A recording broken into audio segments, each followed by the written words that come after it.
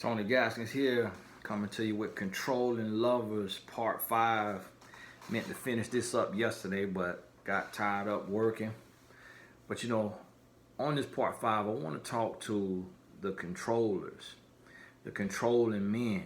I mean, we've seen how that played out. In the situation with the gentleman. Not sure if that came from control, but he said it came from a relationship drama. And I was talking about recognizing crazy because it's so real. And we go into these relationships and we go into them casually because we just say, oh, it's just a relationship. It's just love. But if you don't know how to love, someone will come into your life and teach you how to hate yourself, and then you'll confuse the two. So a lot of us are filled with self-hate, and we're calling it love.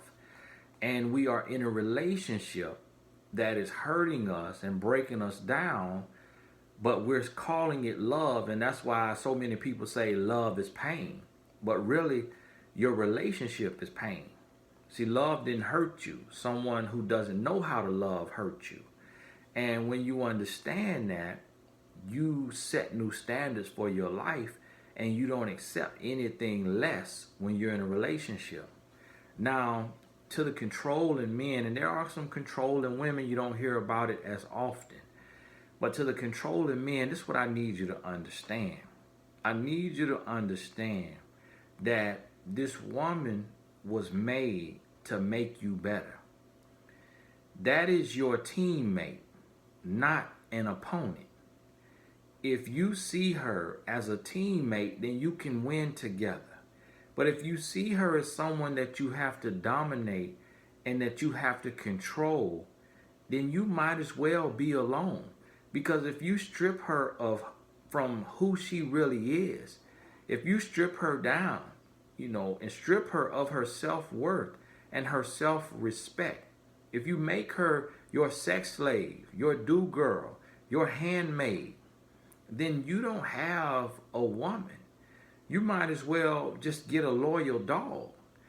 But the point to having a woman is to allow her to be who she is. And don't take the word allow wrong.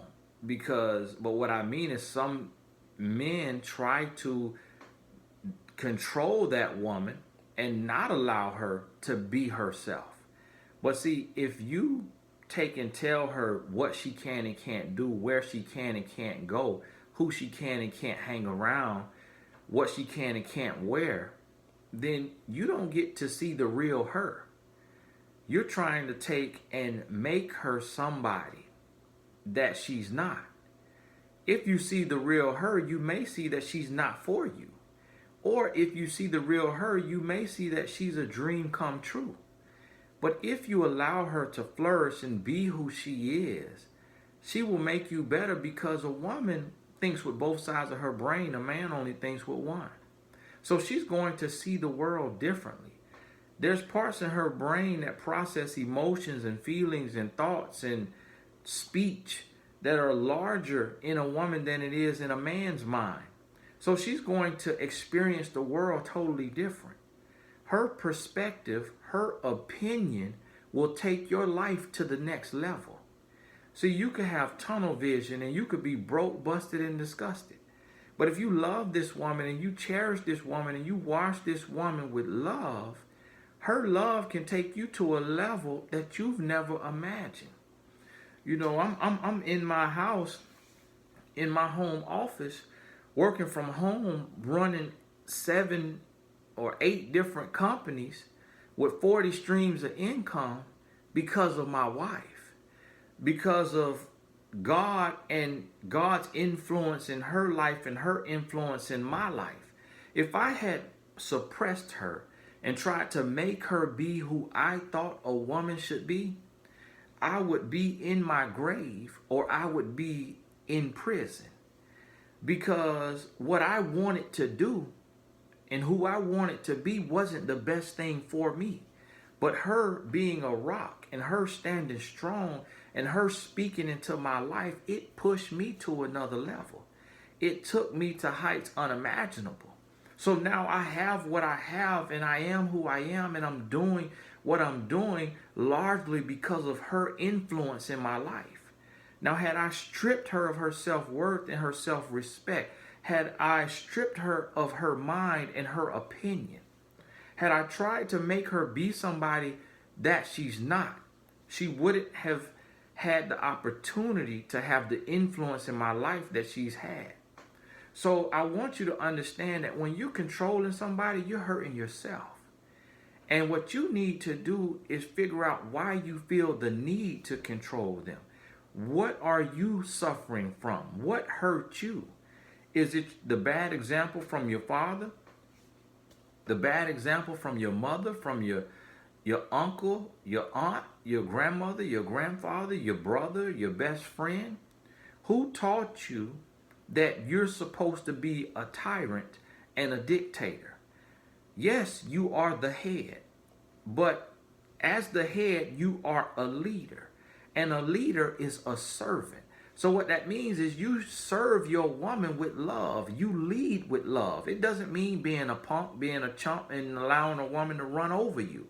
But what it means is you treat her the way you want to be treated. And if she doesn't reciprocate that, then you leave her because she's not the one for you. But 9 out of 10 times, if you treat the woman that is for you the way she is supposed to be treated, the love she reciprocates will knock you off your feet. It'll blow your mind. You won't know what hit you. You'll be so in love, so head over heels, you won't know how to handle it. So I want you to understand that. Stop trying to control a human being. If you want something to control, get a dog, get a robot. Even an animal, you can't control that. It fall in love with you and take your orders, but that's still not control. It's still operating out of love. You try to control it the wrong way, and it's going to either run away, or if it's big enough to attack you, you're going to get attacked. So you cannot control a living, breathing organism created by God. That's not your place. What you have to do is learn how to control you. And the reason why we oftentimes want to control somebody else's life, because we don't have any control over our own life.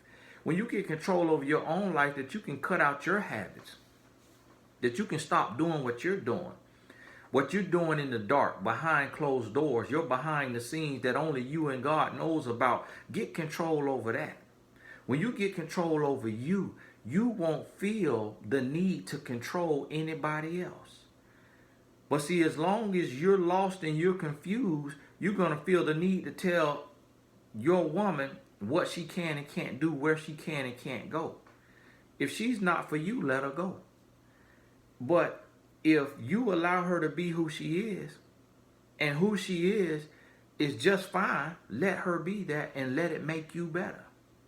So look, we got to cut out this control, this toxic behavior, men and women. And if you're a controlling woman, just invert this. If you're a fella and you got a controlling woman, just invert it. Let her listen to it. But we got to start to build on real love. And we have to understand that love is gentle. Love is kind. Love is giving. Love is forgiving. Love is compassionate. Love leads with love. Love is not being a tyrant or a dictator. Love is not pain. Love is not control. Love is not deceit. Love is not manipulation. We have to learn what love is. And when you really tap into real love, your life will never be the same. Hey, this is Tony Gaskins. Thank you so much. God bless you. We'll talk soon.